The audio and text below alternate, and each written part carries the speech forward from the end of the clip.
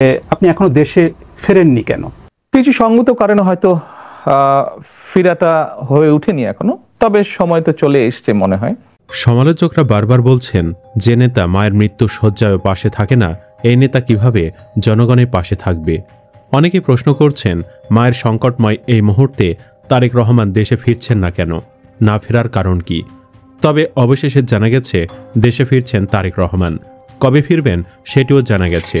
চলুন এই ভিডিওটিতে তারেক রহমানের ফেরার দিনক্ষণ এবং বেগম খালেদা জিয়ার শরীরের সর্বশেষ অবস্থা সম্পর্কে জেনে নেওয়া যাক। তারেক রহমান 14 বছর বয়সে বাবাকে হারিয়েছেন। মাই তাকে বড় করেছেন। একমাত্র ভাইও নেই। আপন বলতে শুধু মাই আছেন। যে কোনো সন্তানই চাইবে এ সময়ে মায়ের কাছে থাকতে, কিন্তু উনি এখন ব্যক্তি তারেক রহমানের ঊর্ধ্বে। মায়ের কাছে ছুটে আসবেন কিনা সেই সিদ্ধান্ত নেওয়ার আগে ওনাকে অনেক দিক ভাবতে হচ্ছে। অনেকে দেখছেন তারেক রহমান আসছেন না কেন। আমি দেখছি গুরু দায়িত্ব একটা মানুষকে কতটা অসহায় করে তুলতে পারে, যে অসুস্থ মায়ের কাছে আসতে গিয়েও কত শতদিক ভাবতে হচ্ছে। আমি দেখছি একজন অসহায় তারেক রহমানকে, যিনি মৃত্যু শয্যায় কারো সামনে থাকতে পারেন নাই, না বাবা না ভাই। এখন মাও বিদায় নিচ্ছেন। আল্লাহ না করুক যদি খালেদা জিয়া চলে যান, তাহলে এই ক্ষত নিয়েই তাকে সারা জীবন কাটাতে হবে। যদিও দলের একটি সূত্র বলছে, বিএনপি চেয়ারপারসন ও সাবেক প্রধানমন্ত্রী বেগম খালেদা জিয়ার শারীরিক অবস্থা সংকটজনক হওয়ায় দ্রুতই দেশে ফিরতে পারেন লন্ডনে অবস্থানরত দলের ভারপ্রাপ্ত চেয়ারম্যান তারেক রহমান। দলীয় সূত্রগুলো জানায়, পরিকল্পনা বদলে তার ফেরার সম্ভাবনা জোরালো হয়েছে। তবে নির্দিষ্ট তারিখ এখনও নিশ্চিত নয়। হতে পারে সেটা 1 সপ্তাহের মধ্যেই।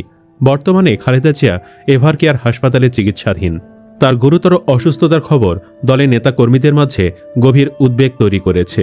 লন্ডনে থাকা তারেক রহমান ও তার স্ত্রী ডাক্তার জোবাইদা রহমান সার্বক্ষণিক খালেদা জিয়ার শারীরিক অবস্থার খোঁজ রাখছেন। জোবাইদা রহমান মেডিকেল বোর্ডের একজন সদস্য হিসেবে চিকিৎসা সংক্রান্ত আপডেটও পাচ্ছেন। পরিবার থেকে ছোট ছেলে প্রয়াত আরাফাত রহমান কোকুর স্ত্রী সৈয়দা শর্মিলা রহমান এবং খালেদা জিয়ার ছোট ভাই শামীম ইস্কান্দারও হাসপাতালে অবস্থান করছেন। গতকাল শুক্রবার বিকেলে অসুস্থ খালেদা জিয়াকে দেখতে হাসপাতালে যান মির্জা ফখরুল ইসলাম। তিনি রাতে আবারও হাসপাতালে ছুটে যান। এ সময় বিএনপির বিভিন্ন পর্যায়ের নেতারাও সেখানে ভিড় জমান। এ পরিস্থিতিতে তারেক রহমান শিগগিরই দেশে ফিরছেন বলে জানা গেছে। আগামী ডিসেম্বরের শুরুতে জাতীয় সংসদ নির্বাচনের তফসিল ঘোষণার কথা রয়েছে। সে পরিপ্রেক্ষিতে ডিসেম্বরের প্রথম সপ্তাহকে তারেক রহমানের সম্ভাব্য দেশে ফেরার সময় হিসেবে আগে থেকেই আলোচনা হচ্ছিল। বিএনপির উচ্চ পর্যায়ের একটি সূত্র নাম প্রকাশ না করার শর্তে জানায়, তিনি দেশে ফিরে ভোটার হবেন এবং নির্বাচনী প্রচারেও যুক্ত হওয়ার পরিকল্পনা ছিল। দলীয় সূত্র আরও জানায়, 17 বছর পর দ্বিতীয় শীর্ষ নেতার প্রত্যাবর্তন ঘিরে তার নিরাপত্তা, বাসভবন সংস্কার, অফিস সজ্জা সব ধরনের প্রস্তুতি আগেই সম্পন্ন হয়েছে। পরিকল্পনা ছিল ওমরা পালন শেষে সৌদি আরব থেকে লন্ডনে ফিরে সেখান থেকে সরাসরি ঢাকায় আসবেন তিনি। কিন্তু খালেদা জিয়ার হঠাৎ গুরুতর অসুস্থতা পুরো পরিকল্পনায় বদলে দিতে পারে। শীর্ষ নেতাদের মতে পরিস্থিতি বিবেচনায় তারেক রহমানকে আগে দেশে ফিরতে হতে পারে। এদিকে তারেক রহমান দেশে ফিরতে দেরি করায় অনেকেই তারেক রহমানের প্রতি অনুরোধ জানিয়েছেন দ্রুত দেশে ফিরে আসার জন্য। ফেসবুকে একজন লিখেছেন, জনাব তারেক রহমান শুধু একটু শুনুন, হাতটা হৃদয়ের ওপর রাখুন, চোখ বন্ধ করুন, ভাবুন আপনার মা জননেত্রী বেগম খালেদা জিয়ার অবস্থা আজ অত্যন্ত নাজুক। মৃত্যু জীবনের সীমানায় দাঁড়িয়ে থাকা এক অসহায় মায়ের পাশে যদি তার নিজের সন্তানই না থাকে, তাহলে আর কবে থাকবেন? বিকল্প হিসেবে আপনি ছাড়া আর কে থাকবে? জনাব তারেক রহমান দেশের বর্তমান উপস্থিত সব রাজনৈতিক নেতাদের মাঠের ঝড়, দমন পীড়ন, গ্রেফতার কিছুই থামাতে পারেনি। কিন্তু আপনার মায়ের শেষ প্রান্তের এই কঠিন সময়ে আপনি যদি তার কাছে না থাকেন, তাহলে আর কবে? বিএনপির কর্মীরাও নেত্রীর হসপিটালে কাটানো পরিবারহীন একাকিত্বের এ সময়টা কোনোদিন ভুলতে পারবেন? আপনার হায়াত মৌত মানুষের হাতে নয়, সম্পূর্ণ আল্লাহর হাতে। তাহলে কিসের ভয়? আল্লাহ তাআলা বলেন, কোনো প্রাণী আল্লাহর অনুমতি ছাড়া মারা যেতে পারে না, তার সময় তো নির্ধারিত।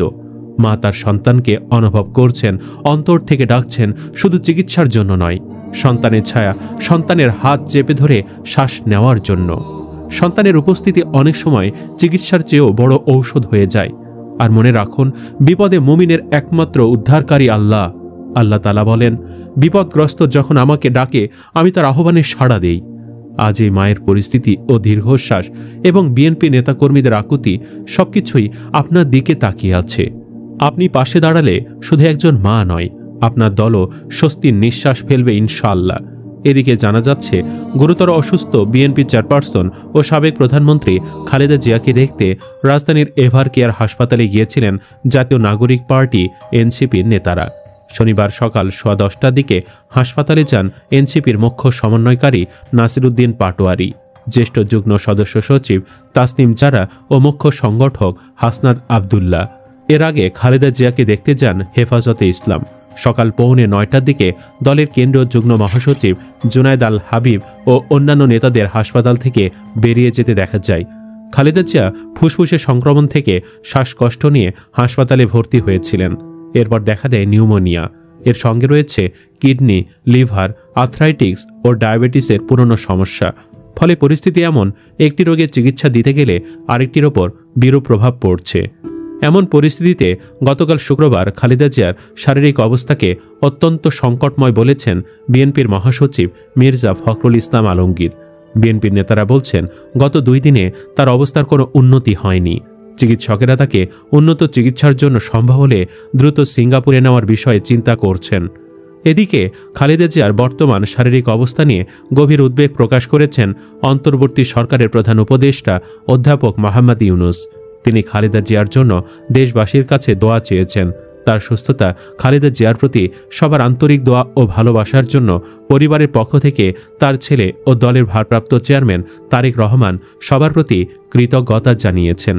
বিএনপির কেন্দ্রীয় সহ আন্তর্জাতিক বিষয়ক সম্পাদক ব্যারিস্টার রুমিন ফারহানা বলেছেন, বেগম খালেদা জিয়া কারাগারে থাকার সময় কোনো চিকিৎসা পাননি।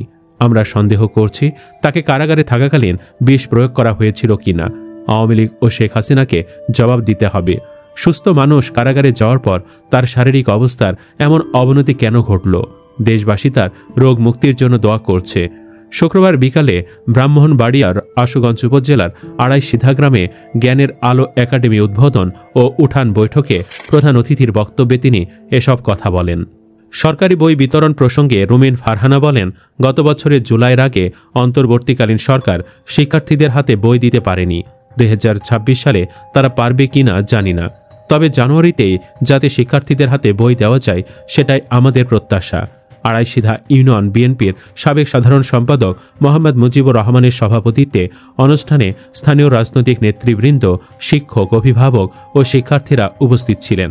এছাড়াও ঢাকা বিশ্ববিদ্যালয় শাখা ছাত্র শিবিরের সাবেক সভাপতি ও যুক্তরাষ্ট্রের হাওয়ার্ড বিশ্ববিদ্যালয়ের সহকারী অধ্যাপক ডক্টর মির্জা গালিব বিএনপির চেয়ারপারসন বেগম খালেদা জিয়ার সুস্থতা কামনা করেছেন। শনিবার এক ফেসবুক পোস্টে তিনি লিখেন, খালেদা জিয়া হাসপাতালে অসুস্থ অবস্থায় আছেন, আল্লাহ যেন তাকে সুস্থতা দান করেন, এই দোয়া করেন তিনি। পোস্টে ডক্টর গালিব বলেন, এরশাদের সামরিক শাসন পরবর্তী জামানায় 2 জন নেত্রী আমাদের রাজনীতির কেন্দ্রে ছিলেন। খালেদা জিয়া কোনোদিন নিজের আরেকজনের নিচুতায় নামান নাই। ক্ষমতায় থাকার জন্য ভারতীয় আধিপত্যবাদের কাছে নিজের ইমান বিক্রি করে দেন নাই। গালিব আরও বলেন, খালেদা জিয়া কখনো ইসলামোফোর সেকুলাররা গালি দিবে এই ভয়ে ইসলামী দলের সাথে জোট করতে ভয় পান নাই। উনার জীবনের একটা বড় সময় কাটছে ক্ষমতার বাহিরে, ফ্যাসিবাদের নির্যাতনের শিকার হয়ে।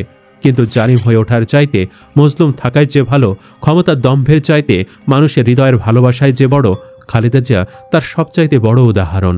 উনি অনেকদিন এই দেশের মানুষের কাছে অনুপ্রেরণা হয়ে থাকবেন। সুপ্রিয় দর্শক, তারেক রহমানের কি উচিত এখনই দেশে ফেরা? কমেন্ট বক্সে জানিয়ে দিন আপনার মতামত। ভিডিও ভালো লাগলে লাইক দিন এবং চ্যানেলটি সাবস্ক্রাইব করুন। ধন্যবাদ।